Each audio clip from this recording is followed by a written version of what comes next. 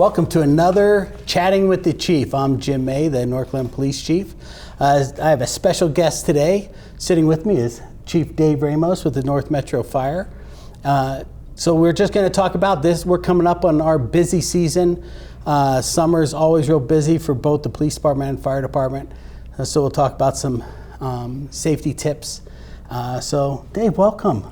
Yeah, thank you, Chief. It's great to be here and to be able to chat about the things we do in partnership to keep the community safe. And we always have fun being out in the public and during this time of year and being able to have activities and talk safety for the summer is really important. So. Yeah, and I thought, with a couple of events that, actually there's 3 big events this summer that we both will be participating in, and that people can see us at those events, which is really exciting. So we'll talk about the first one, the 4th of July, and I know that one has been in the past, could be a very busy couple of nights, especially for the fire department. Yeah, busy time of year. Fireworks is always a big challenge. People are just out being active and lots of chances to get injured and hurt. Yeah, lots going on that time of year, and fireworks is certainly a big challenge for us. And just to let all our residents know that almost all fireworks are illegal in the city of Northglenn. So you have to be really careful. The only ones that are allowed are sparklers, snakes, that smoking, the little smoke bombs, but that's pretty much it. All fountains, anything that leaves the ground are illegal in the city of Northglenn. We have a lot of vets that have PTSD, and then those loud booms, that really stresses them out. And then also pets. That's one of our busiest nights for animal control when, pets panic so much that they run away, and we're out there trying to locate someone's pets. And especially during a busy night, that's super dangerous for dogs being out late at night where they can be hit by a car. And I know my career, Dave, that I've been to several fires that you guys had to handle, which is dangerous for you guys as well. So. Yeah, certainly dangerous, and people, they try their best, I think, when they have home fireworks. They're illegal, as you said, yeah. But it's probably important to have an awareness, that some of the things you think are very safe, and even if you're trying to be safe, that fireworks, do cause fires, especially like bottle rockets, things that leave the ground and they travel somewhere else. Once that's ignited and it launches, it can seem like it's out, but literally it can smolder for up to days, and then a little wind kicks it up and it starts a fire. Those fireworks land in bushes next to houses, and it takes literally just a couple of minutes from a fire starting in an evergreen bush to have a house fully involved in fire. So we really need the help of the public to comply with that. Really don't use those fireworks. Go to the fireworks shows.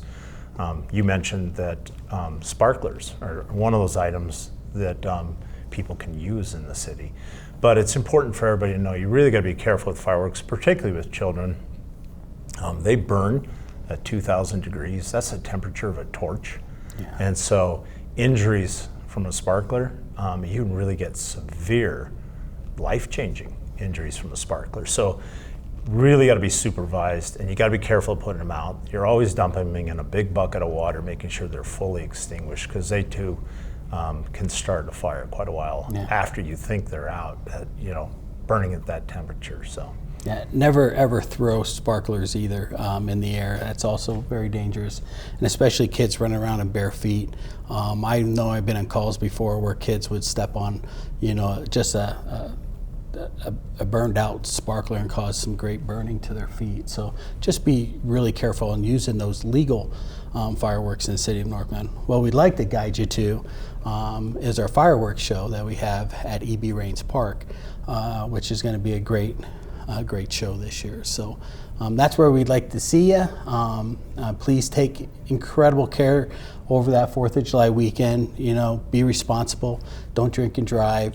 I think that's a big day for us. That's our busiest call load of the year. We'll have 200 to 300 calls for service that night. If you do want to make a report about fireworks, please use our non-emergency number, and that will be listed so you can call us. Also, the other thing too is just be aware when we have that many fireworks calls, we're responding to other calls as well. So it might take a while to even get there, or if we can even make it there. So we had calls of fireworks holding for a couple hours last year.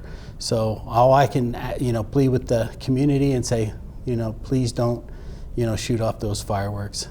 Be respectful of your neighbors. Yeah, I think a couple other things that would be pretty important for safety during that time of year and celebrating is we tend to be out in the heat a lot. Yeah. And people celebrate all day long, and remembering to hydrate, really a big deal. We have people get into serious health risk conditions because they're not hydrated. So it's really important to pay attention to that. Look out for your family members. Look out for seniors. They particularly become dehydrated more quickly, and so do children. So pay close attention to that. It's important during the holidays. And then swimming. So for all of us, drownings, what a traumatic thing to lose a child to drowning. It's easy for something to happen quickly where you're not paying attention. If you've got a pool at your home or you're at a pool at the city or anywhere else, pay attention, be on the lookout. Somebody, an adult, should be paying attention all the time to kids who are in the water and looking out for them. And let's make sure everybody enjoys the fun in the water, but we do it safely as well. Yeah.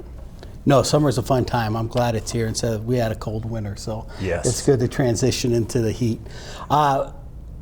So I think everybody knows that firefighters and police officers always have this kind of healthy rivalry and going on, and we have another event coming. So the city of Northglenn is doing a State of the City event on July 20th. It starts at 5:30 over by the new rec center in our event space that we have there. But this is also a night that I threw out the gauntlet to Chief Ramos and his firefighters.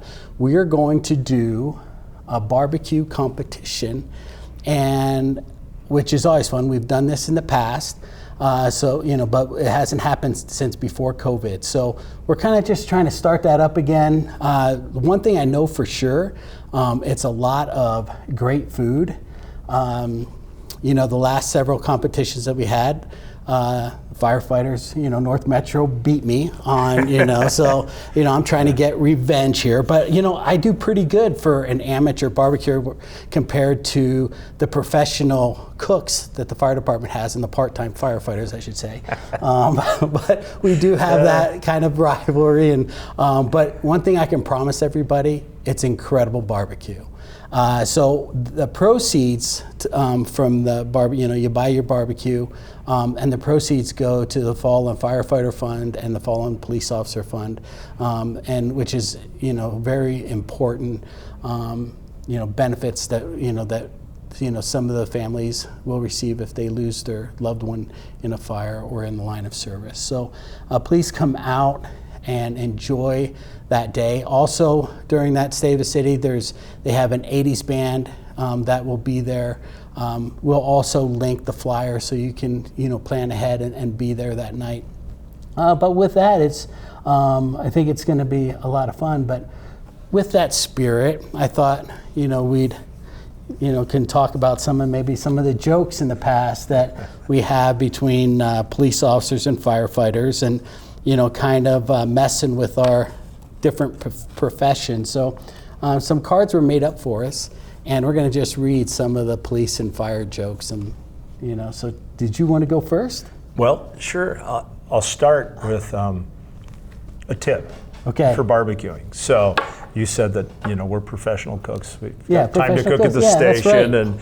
and I think though that one of the reasons fire wins is we stick to the traditions. There's hickory flavor, maybe smoked molasses, and that donut flavor, it's not working. You got to move off that. Oh, the donut flavored barbecue sauce. That doesn't work. But yeah. Well, since you said that one, that's the kind of a joke. I was like, how do you know if a firefighter is at your party? I don't know. They will definitely let you know.